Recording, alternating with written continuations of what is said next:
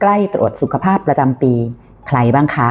ตั้งใจแอปกินผักดื่มน้ำกินคลีน3 วันแต่ทำไมผลตรวจเลือดออกมาค่า HbA1c มันฟ้องหมดนะจ๊ะเพราะอะไรรู้ไหม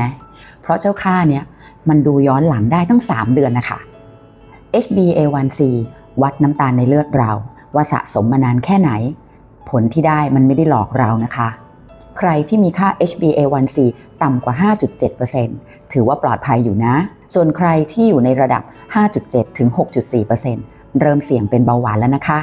ส่วนใครที่เกิน 6.5 เบาหวานมาเคาะประตูบ้านแล้วค่ะถ้าอยากให้ HbA1c ดีจริงๆแบบไม่ต้องแอปทำได้ไม่ยากค่ะงดหวานกินผักออกกำลังกาย